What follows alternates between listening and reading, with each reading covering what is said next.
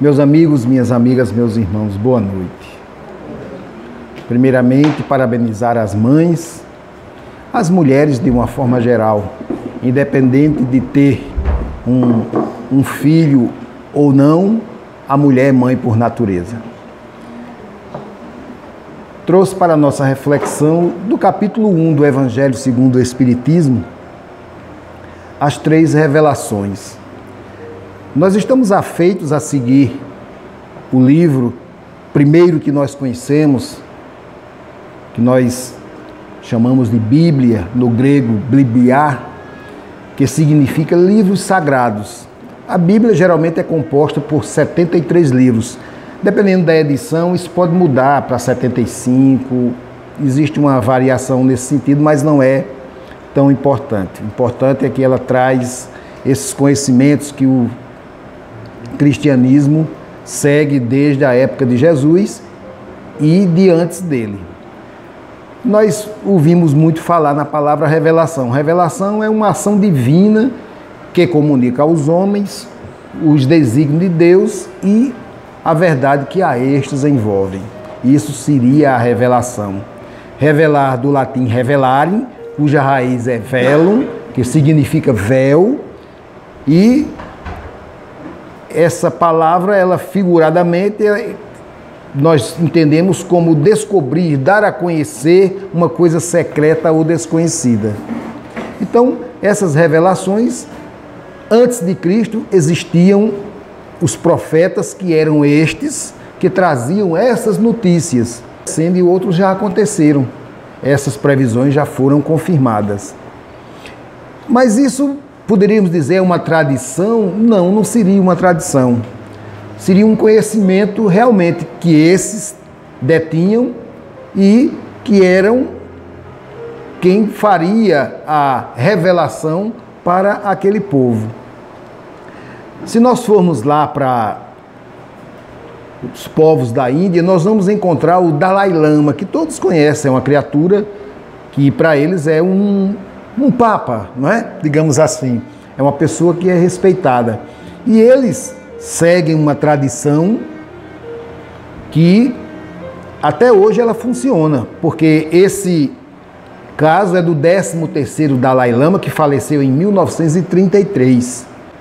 Estava aí decretada a reencarnação do futuro Dalai Lama. Como era tradição, eles eram levados para o palácio, mesmo criança, a família o acompanhava até a idade para que a família retornasse e ele prosseguisse na sua missão de Dalai.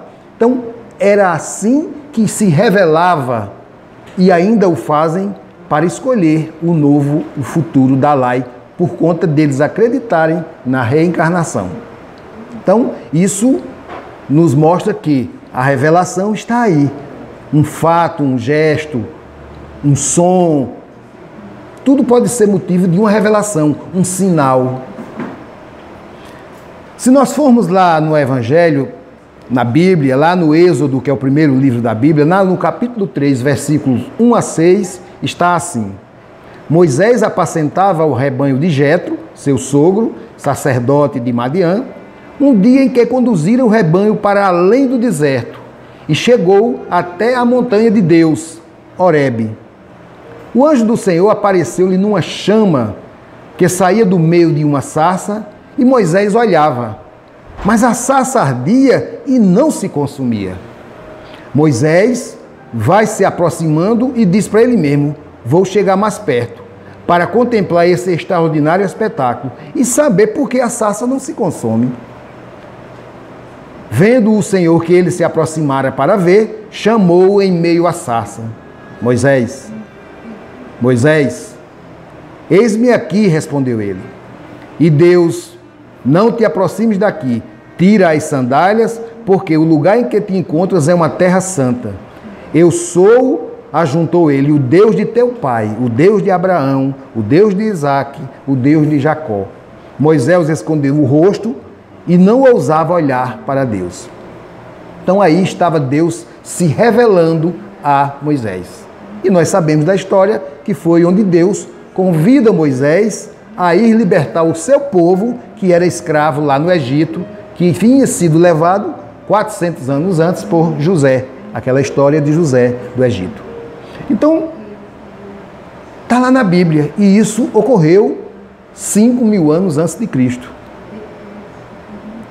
Vieram os tempos de Moisés, como está lá no Evangelho segundo o Espiritismo, no seu capítulo 1, cuidando daquele povo. Ele retira o povo, como Deus o ordenara, seguiu à risca tudo que Deus lhe pedia, e trouxe o povo para o deserto na busca da cidade ou da terra prometida, como está lá no Evangelho. A lei mosaica ela tinha duas partes distintas, que era a lei de Deus, promulgada lá no Monte Sinai, onde ele recebe as tábuas dos mandamentos, e a lei civil ou disciplinar, que era decretada por Moisés. Era uma lei que todos nós sabemos foi tudo criada por Moisés. Uma era invariável e a outra, que era a mosaica, apropriada aos costumes e ao caráter daquele povo, que se modificava de acordo com o tempo. Segundo historiadores, Moisés é um dos maiores legisladores do mundo. Sozinho, criou mais de 300 leis. E as leis dele, nós já sabemos da história, né? Porque era um povo muito vingativo. Era um povo que, se você pisasse num dos pés dele, eles arrancavam a sua perna. E Moisés disciplinou esse povo criando essas leis. Se você matasse o meu jumento, eu teria direito a matar o seu jumento, ganhar outro jumento. Em alguns casos, eu tinha direito até de matar a sua família, toda até a última geração. Então, praticamente aos nossos olhos, Moisés controlou a vingança, né? Disciplinou a vingança, porque não deixava de acontecer. E a cada fato novo, ele criava uma lei para aquilo, para que o povo fosse sendo aquietado nos seus clamores lá. Mas, pela contingência do momento, era uma lei muito severa, mas tinha que ser.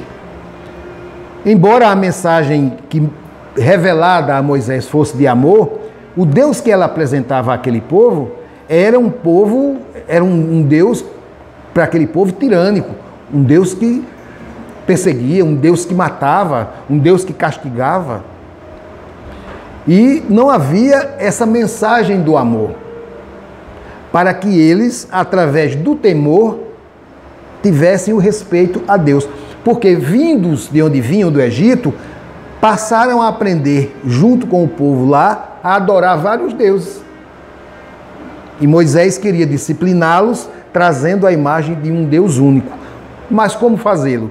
Tinha que usar da força, do terror, para que eles, temendo, direcionassem seu olhar para um Deus único.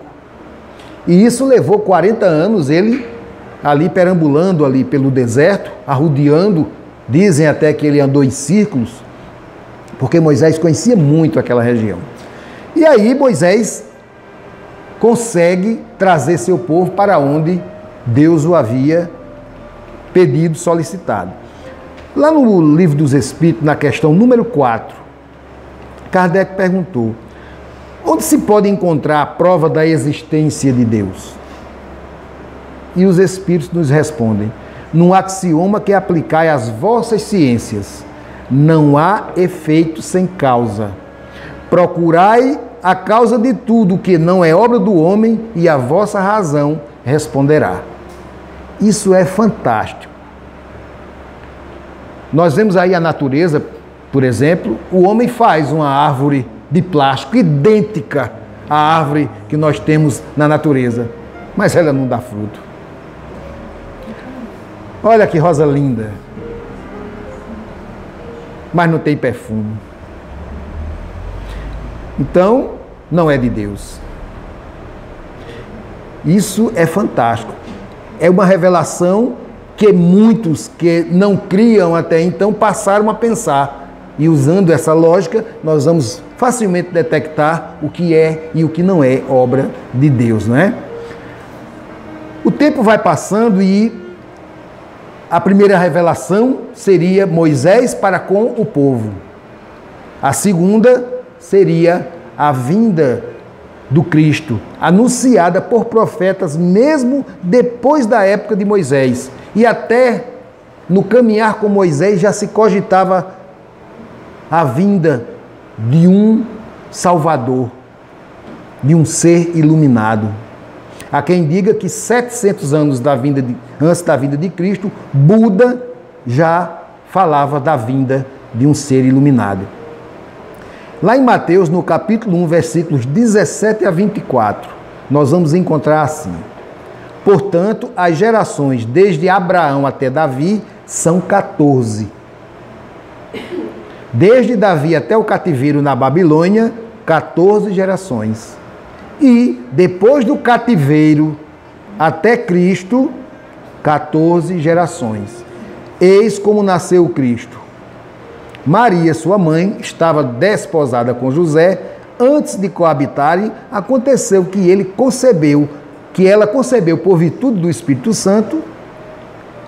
E José, seu esposo, como era um homem de bem, não querendo difamá-la, resolveu rejeitá-la secretamente. Enquanto assim pensava, eis que um anjo do Senhor lhe apareceu em sonhos e lhe disse: José, filho de Davi, não temas receber Maria por esposa, pois o que nela foi concebido vem do Espírito Santo.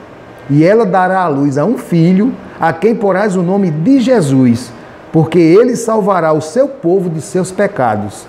Tudo isso aconteceu para que se cumprisse o que o Senhor falou pelo profeta: eis que a virgem conceberá e dará à luz a um filho, que se chamará Emanuel. Isso está lá em Isaías 7,14, que significa Deus conosco. Despertando, José fez como o anjo do Senhor havia lhe mandado e recebeu em sua casa a sua esposa. E sem que ela tivesse conhecido, ela deu à luz ao seu filho, que recebeu o nome de Jesus. Então vejam que houve aí a revelação do anjo para José, para que ele entendesse o que estava acontecendo. Se nós analisarmos friamente, um de nós, ou talvez todos aqui, já teve uma revelação de algo que aconteceu na nossa vida.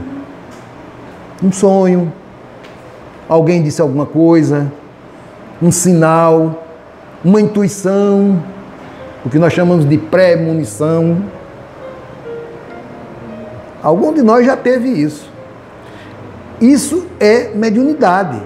É uma mediunidade natural da criatura humana. Desde os tempos mais remotos, o homem tem essa mediunidade. Como era que o homem das cavernas pressentia o perigo?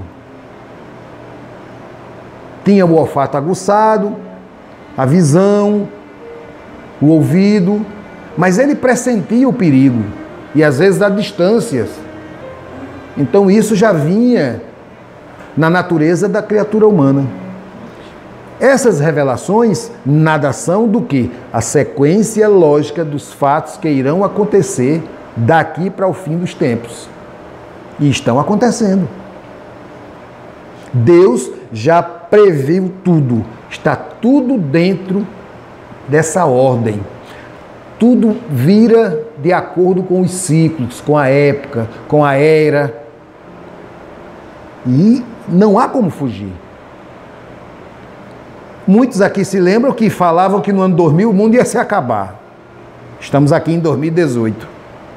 Mas, na verdade, houve um ciclo quebrado aí. Ciclo este que os maias, muitos anos atrás, já detectavam essa mudança que iria haver. Portanto, o calendário deles não conseguiu passar do ano 2000. Daí a ideia que o mundo iria se acabar. Era essa nova era que ia começar. A cada ciclo desses, a Terra sofre um momento de diferença. Seja na sua forma física, seja na sua forma animal, da natureza. Quantas espécies já desapareceram? Quantas estão na eminência? E quantas novas estão surgindo? Existe uma renovação. E isso se revela através dos conhecimentos científicos. O homem está sempre mexendo aqui, acolá, descobre ali, descobre acolá, cava aqui, né? A terra treme, ele vai lá e examina. Está aí acontecendo. Nossa galáxia, nosso sistema dá a volta na galáxia, o que nós chamamos de um grande ciclo, porque leva 26 mil anos, chama-se o equinócio. E esses 26 mil anos estão fatiados, e segundo os últimos cálculos, estamos dentro da parte dos 7 anos, 7 mil anos. Está terminando esse ciclo, para começar um novo. Segundo os conhecedores do universo, nós estamos entrando no cinturão de fótons da galáxia de Andrômeda. Ou seja, estamos entrando na era da luz. Vai haver uma mudança aí, já está acontecendo. Nossos olhos não detectam, mas já há uma previsão, já foi revelado. Quantos acreditam? Quantos acreditavam na vinda do Cristo? Mesmo ele aqui estando, ainda não criam que ele era o próprio. Daí, fizeram a coisa mínima que puderam, pregar ele na cruz, somente. Mas houve a revelação séculos antes. Já vinha se anunciando. De Cristo para cá, quantos momentos nós já vivenciamos que foram anunciados previamente? A história está aí para revelar esses fatos. E a natureza seguindo seu ritmo. Ela não dá saltos. Enquanto a doutrina de Moisés era despótica, que não admite discussão e era imposta pela força, a doutrina de Jesus ela é essencialmente conselheira e é livremente aceita e só se impõe pela persuasão. A de Moisés, ou você acreditava ou morria. Jesus não veio destruir a lei de Deus, veio cumpri-la. Isto é, desenvolvê-la, dar-lhe o verdadeiro sentido, adaptá-la ao grau de adiantamento dos homens na sua época.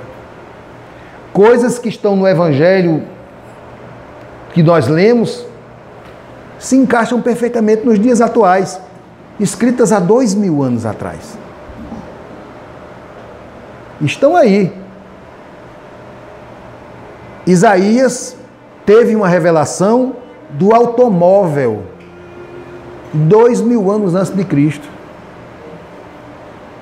Está lá na Bíblia.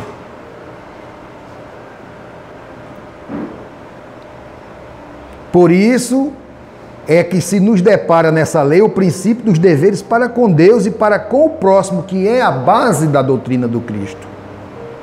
Ele não trouxe religião. Jesus nos revelou a lei do amor. Eu não vim derrogar as leis, mas sim dar-lhes cumprimento. Até então, qual era a lei? Olho por olho, dente por dente. Em momento algum, Jesus se opôs a nenhuma dessas leis. Ele apenas as transformava para os dias atuais. Àquela época, dizer ama teu inimigo, ele foi chamado de tolo. Isso é um tolo, esse camarada é doido. Eu amar meu inimigo? Ainda hoje, alguns de nós não aceitam. Imagine aquela época o povo bruto, como eram, que a coisa era resolvida na espada.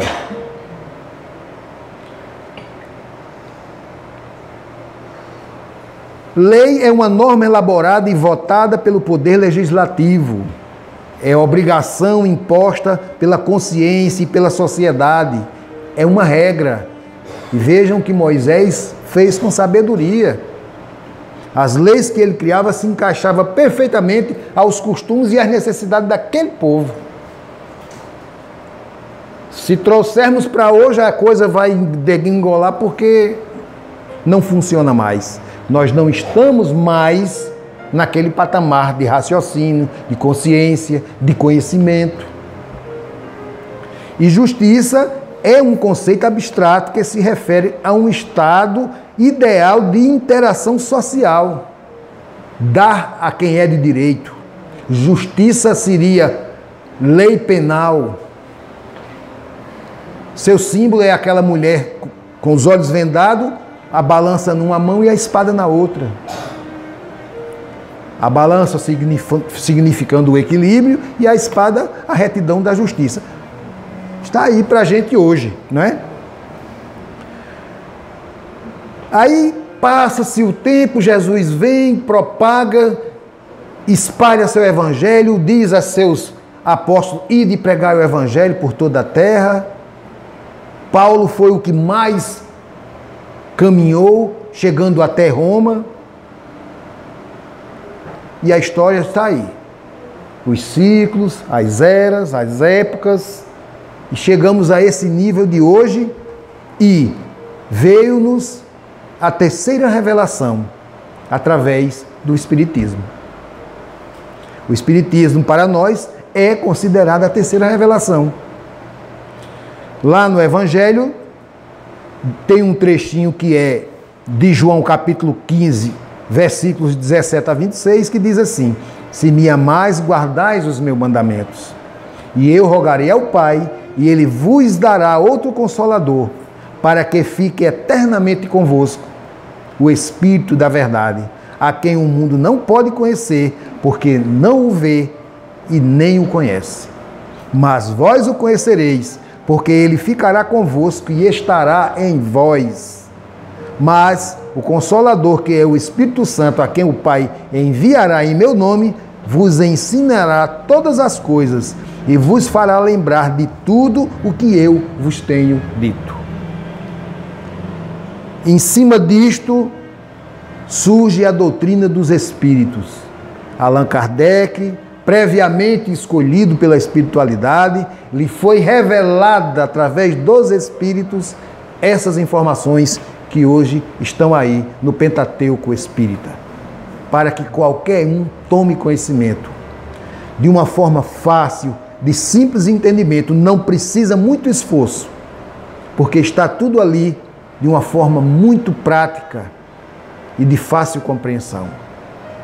A lei do amor.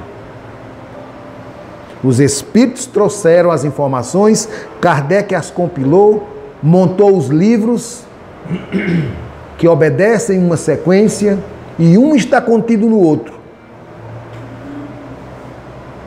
para que nós façamos essa caminhada dando prosseguimento a este momento.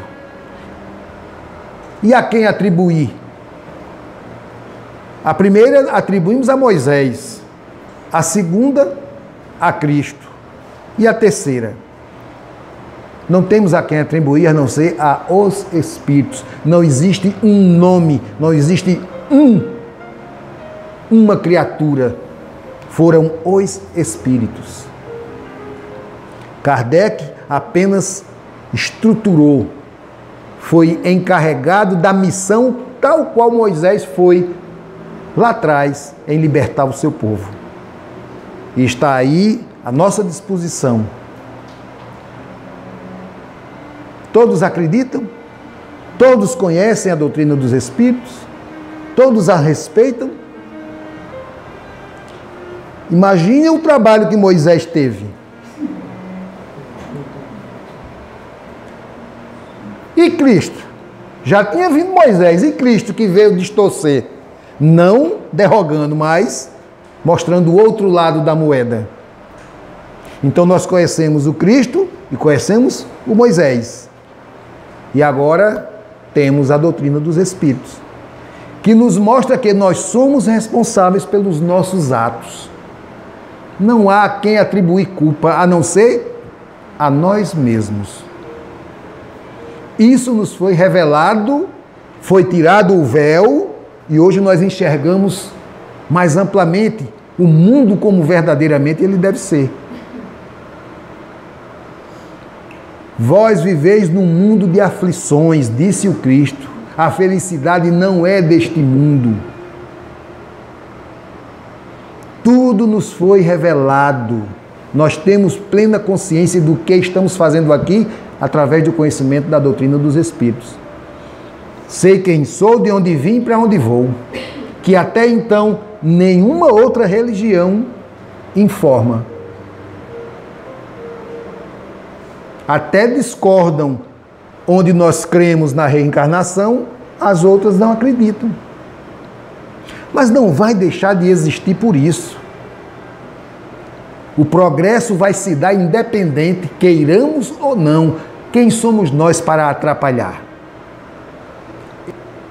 Porque ele está nas minhas mãos, ou seja, o destino que eu tracei para mim nessa existência está comigo, o que nós chamamos de livre-arbítrio.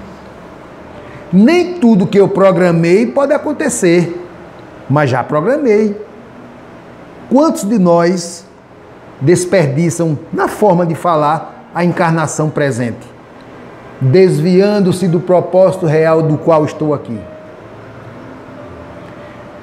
Os marginais que se encontram lá fora cometendo os delitos, viraram bandidos agora ou já traziam consigo a semente? Vieram para cometer esses erros, esses enganos, esses mesmos crimes? Claro que não. E nós outros? Nos livramos de muitas coisas porque estamos seguindo aquilo que nós traçamos para nós. Nós escolhemos a família, nós escolhemos o ambiente de trabalho, tudo isso, previamente, tudo foi por nós direcionado. Pode acontecer dessa forma? Pode, mas eu posso mudar, ou para pior ou para melhor. Então está em nossas mãos, e isso nos foi revelado através da doutrina dos Espíritos, facilitando assim um pouco nossa caminhada, porque muito nos resta por fazer. Porque o nosso maior inimigo está onde? Dentro de nós mesmos, que são essas pendências para com a justiça divina, delitos cometidos por nós mesmos em outro momento e que nos propomos neste agora a ressarcir, a consertar, a corrigir e ao mesmo tempo evoluirmos, dando mais um passo à frente, aprendendo novas coisas. O Cristo disse: eu vos enviarei, ele vai estar aí com vocês, vocês vão conhecer. E o que é que estamos fazendo? Muitos nem ouvem, outros entram e saem do outro lado. Esses que entram e saem do outro lado, talvez no meio do caminho fica alguma coisa, né? De alguma forma fica. Passa aí, alguma coisa se engancha e fica lá dentro. Outros ouvem atentamente. Nós, costumeiramente, que seguimos a doutrina dos Espíritos, o que é que nós ouvimos? Quando não se aprende com amor, se aprende com a dor. Eu não poderia evitar a dor? Claro. Mas ainda optamos pela dor. Eu preciso levar na canela para saber que minha canela dói quando é machucada. Já ouvi tanta gente dizer: rapaz, uma pancada na canela dói, mas eu tenho que deixar minha canela para alguém dar uma pancada para eu sentir a dor. É da nossa natureza ainda, né? Porque nós ainda carregamos ainda essas teimosias, né? Essa visão distorcida confundindo o real com o irreal. Mas, no geral, somos espíritos e estamos encarnados nesse momento, usando este corpo que outrora usei outros através desse mesmo espírito. Fui mulher, fui mãe, né? Fui mãe também. Que mãe eu devo ter sido, hein? E vai ser de novo. Né? E nossas habilidades. Quantos de nós tem habilidades que às vezes a gente, rapaz, eu faço isso. E outra pessoa diz: rapaz, tu faz isso com a perfeição. Aí eu faço, mas não gosto de fazer. Isso é uma habilidade que você trouxe de outro momento. Querem ver uma coisa? Quem são os melhores cozinheiros do mundo? Homens. Mas a fama da cozinha não é da mulher? Quem são os melhores costureiros? Estilistas. Tá bom, né? Mas eles foram mulher. Em outro momento, não é? Então tudo foi revelado. E alguns se revelam, né? Alguns estão aí se revelando, mostrando suas aptidões, seus dons, né? Nós temos, por exemplo, um cidadão aqui em Campinas, um rapaz que tocou piano sem nunca ter ido numa escola de piano, e piano leva 10 anos para se aprender. E ele tinha 4 quando tocou pela primeira vez. De onde veio esse dom? Ele já trazia o conhecimento, né? Então, nosso espírito está aqui recheado de todo o conhecimento desde o início até agora. Mas eu não tenho acesso. Porque é esse momento que importa. Eu estou em outro corpo.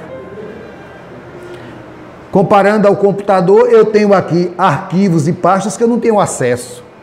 Está aqui no HD. Mas eu não consigo abrir, porque eu tenho que abrir novas pastas. Novos conhecimentos. Como é que eu supero o mal que eu fiz no passado? Exercendo o bem que eu não fiz naquela época. Então tudo isso são provas de que nós somos criaturas divinas e que não estamos aqui por brincadeira ou porque Deus teve peninha, achou, ai, que carequinha bonitinho, vamos botar ele ali na terra. Não é assim. Não é assim que funciona, né? Agora, se eu estou aqui é porque eu conquistei esse lugar ou não. Eu lutei para estar aqui de alguma forma, não é? Então é mérito nosso, conquista nossa. E é aí que entra a nossa participação como coautores da criação.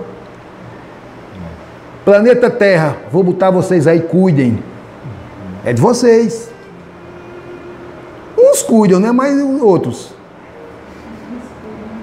estão acabando aí com o planeta. Daqui a pouco não tem mais nada para a gente, nem terra, nem planta, nem peixe, nem nada. Somos burros a tal ponto? Não. Ignorantes? Não. Teimosos. Porque o conhecimento que eu tenho me diz que isso vai fazer mal lá na frente. Não é? Mas o homem ainda está nesse perrengue com ele mesmo. A teimosia, a insistência, a ganância, o orgulho, a cupidez. E aí aquilo, ó, o inimigo velho está aqui o tempo todo martelando, impedindo meu progresso. E ele se chama egoísmo, que nós já ouvimos falar tanto. E aí vem dizendo, o Espiritismo é a ciência nova que vem revelar aos homens, por meio de provas irrecusáveis, a existência e a natureza do mundo espiritual e as suas relações com o mundo corpóreo. Isso é magnífico. Está aí. Manda a ciência provar, porque a ciência tem que provar, ver, pegar, cheirar. E alguns botam até no bolso, né?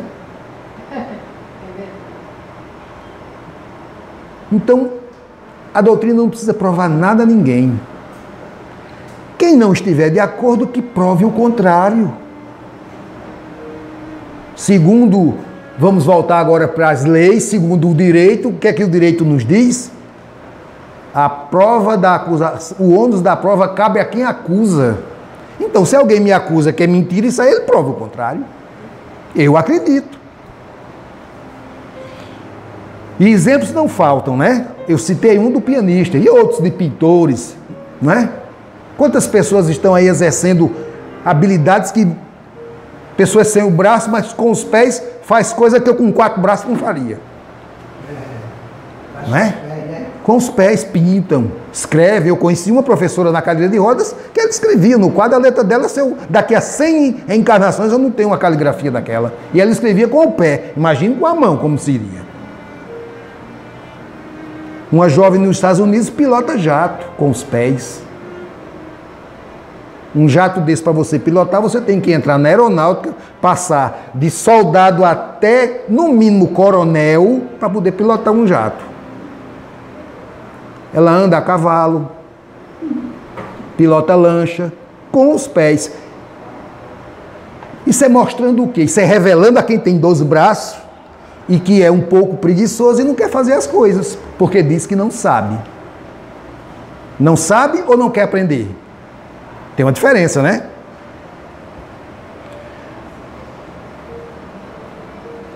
O Espiritismo surge num período de emancipação e madurez intelectual do ser humano, que nada mais aceita às cegas, mas quer ver onde o conduzem, quer saber o porquê e como de cada coisa. É assim, o povo é curioso, né?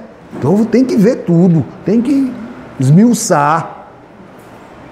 A lei do Antigo Testamento teve em Moisés a sua personificação. A do Novo Testamento tem-na no Cristo. O Espiritismo é a terceira revelação da lei de Deus. Não temos que personificá-la nenhuma individualidade.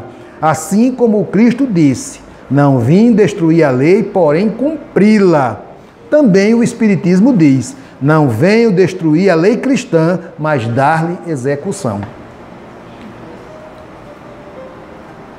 Tenho que acreditar nas coisas que eu desconheço.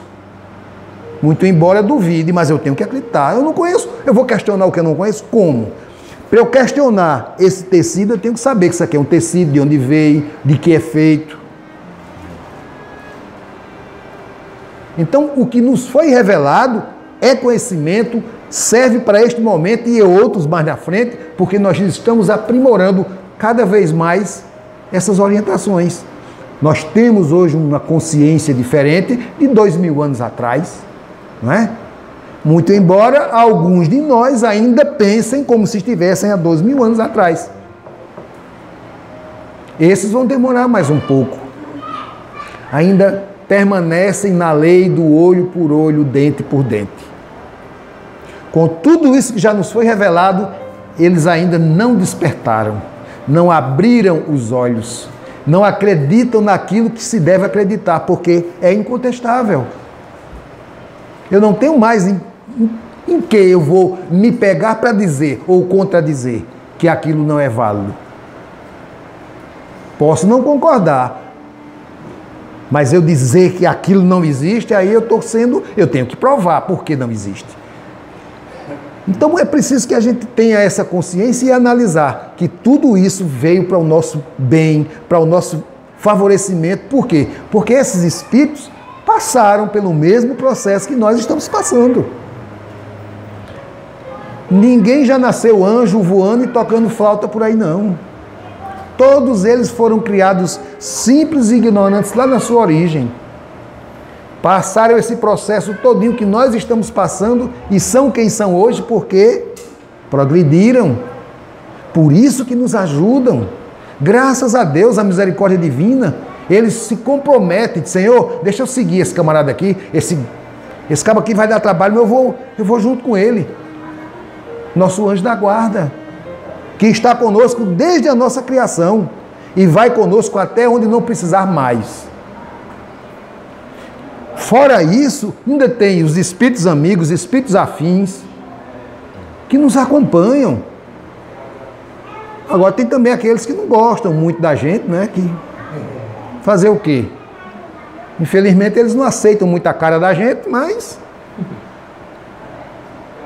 é melhor tê-los assim do que não tê-los, porque de alguma forma eles nos ajudam. Atrapalha nada, não. Obsessor, não. Obsessor é um amigo. Está me mostrando os equívocos que ele está cometendo e que eu estou aceitando. Porque tudo só acontece com a nossa permissão. Se eu não aceitar nada disso que eu disse aqui agora, serviu para quê? Simplesmente eu não aceito. Então vem alguém e diz, ei, Argemiro, pula lá daquele prédio mais alto. Eu vou se eu quiser. Aí eu pulo, não, eu pulei porque ele mandou. Não, você pulou porque você quis. Não é? Diz que uma senhora acompanhava muito um programa cristão e no programa doava feirinhas, né? E a mulher telefonou, disse um bruxo do outro lado estava também ligado no programa, ouviu quando a senhorazinha, muito cristã, pediu uma ajuda. Aí ele chamou os comparsas e disse, ei, faz ali uma feirinha bem e leva lá na casa da velhinha. Se ela não perguntar, você disse, quem mandou foi o diabo. Os camaradas fizeram, chegaram lá, a mulher recebeu bem, ou entra, agradeceu, abençoou eles, ofereceu água. Olhe, muito obrigado, Deus cobriu vocês de bênção. Os camaradas iam saindo, aí olhou um para o outro e disse, a senhora não vai nem perguntar quem foi que mandou? Ela disse, vou não, meu filho, porque quando Deus manda, até o diabo obedece. Então, que Jesus continue nos abençoando, nos iluminando e que possamos ter, cada um a partir de então, uma nova consciência e usar essas revelações que nos foram trazidas com amor. Que Jesus nos conceda sempre a serenidade necessária para aceitarmos as coisas que não podemos modificar, a coragem para modificar aquelas que podemos e a sabedoria para distinguirmos uma das outras. Muita paz para todos.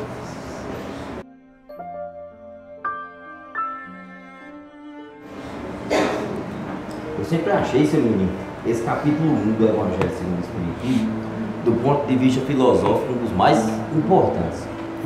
Porque esclarece bem direitinho a evolução do pensamento, né? Exatamente. A construção de tudo. A construção da ideia. E quando o senhor fala que o Espiritismo, essa clareza que o Espiritismo dá pra gente, né? A noção de quem somos, da nossa origem, né? Tudo mastigadinho. Tudo bem definido. Então eu acho que é impossível a gente ter essa consciência, olhar para dentro de si e ficar atônito. E a responsabilidade que ele nos mostra para... De maneira geral é o seguinte, somos nós mesmos. Nós mesmos, é como diria André Luiz, a vida do outro é do outro. Eu não tenho que me preocupar. E de maneira geral tudo conduza para a evolução, né? É inevitável. Inevitável. Eu posso retardar a minha, demorar um pouco, mas é isso. A estrada está aí. É isso aí, seu menino. E com certeza a gente vai, com essa mensagem, vamos ficar mais, vamos refletir mais um pouquinho.